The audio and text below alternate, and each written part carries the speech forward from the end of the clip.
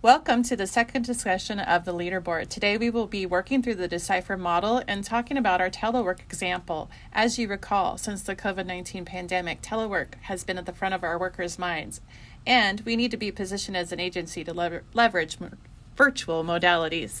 So today I'm presenting to the team that an employee has come to you as a frontline supervisor and has requested telework.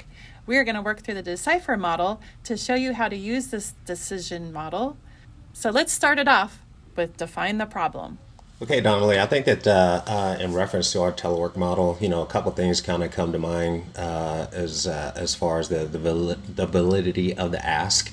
I think that we kind of need to kind of take a look at our accountability standards. Is this individual productive?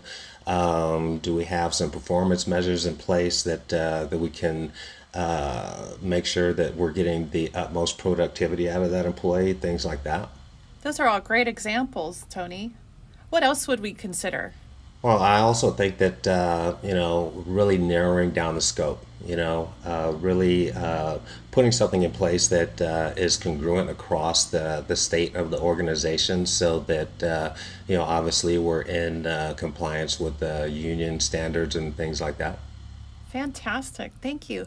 Madeline, how would we involve others with this situation? So during our first podcast, I had referenced that if we're looking at the decision of allowing employees to telework, that we would first need to involve others. And as employees in the VA healthcare system, we should really first consider veteran care.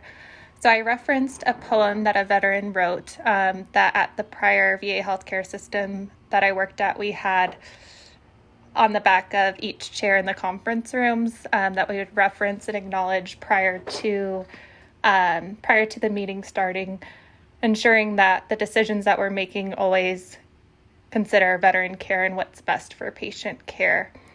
So I will go ahead and read this poem. So it's called The Empty Chair. I wonder how we would react if at all of our meetings there was an empty chair. Would we look away or possibly turn and stare? But why would we bother with an empty chair if all it does is elicit a stare? Can an empty chair speak or convey a thought, or is it just empty and thus never have been brought? But what if the chair was an unspoken vet? Could we ignore his presence without feeling regret? It's a powerful thing, the empty chair. It doesn't have to speak, but we know it's there. As the chair can't speak, it has no choice but rely on us to become its voice. And that was written by an anonymous person. So that was the poem that was on the back of each chair in the conference room that we would reference. That is a great example. Thank you for sharing that, Madeline. Kimmy, how could we use courage and quickness to work through this telework model? So I think at this point, the important thing is being timely, as we talked about.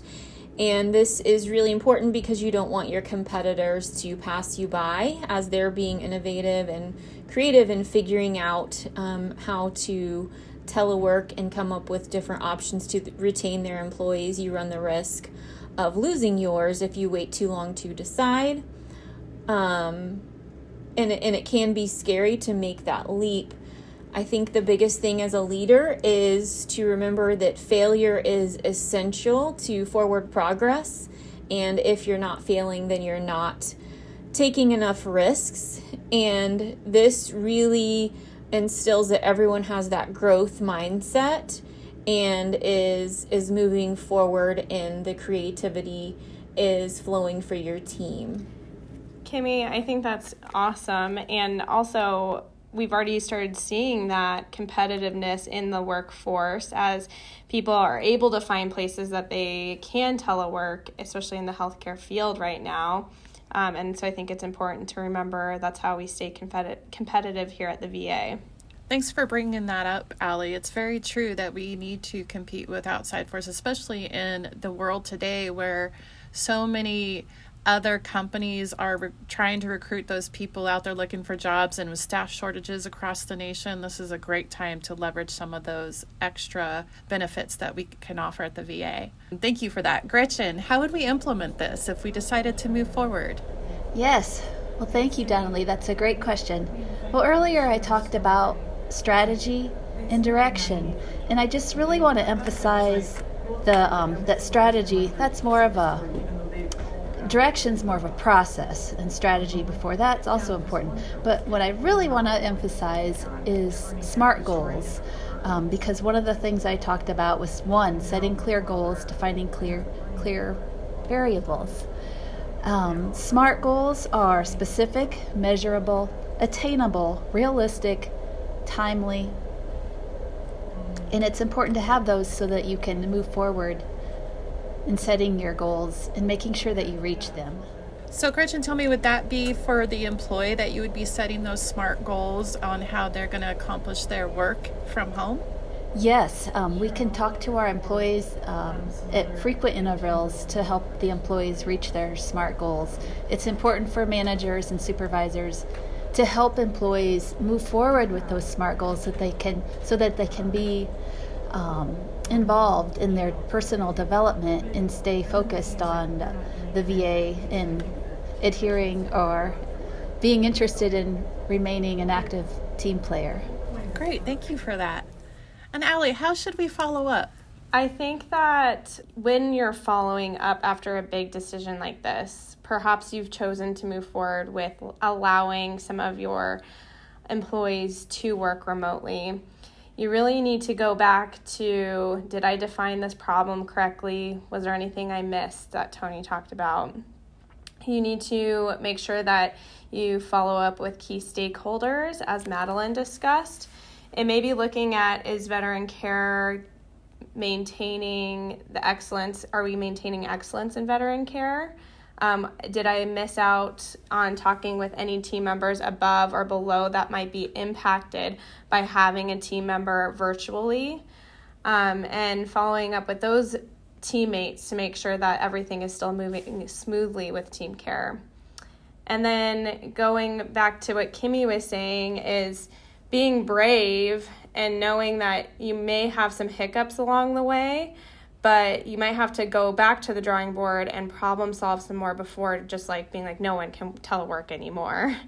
And for Gretchen, working off of like strategy, making sure that you are meeting your goals and that your team is moving forward in the way that you designed at the beginning of the year or maybe after the all-employee survey.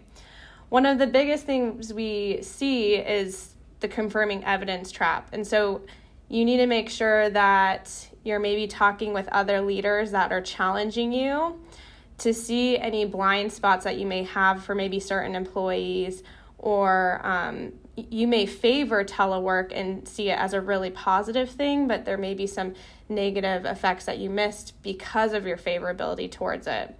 And so I think it's good to surround yourself with people that will challenge your ideas. Yes, Allie, I think that is so important. And going back to having courage, this fits right in with when you are taking those risks. This is the point to have humility if you do fail and you have to admit your own shortcomings and your own mistakes. So this is so important. Great job, guys. So there you have it. We defined our problem. We involved others. We had courage and quickness in making our decision. We implemented and we followed up. Thank you for joining us for our podcast, and look out in the future for many more LeaderBoard podcasts.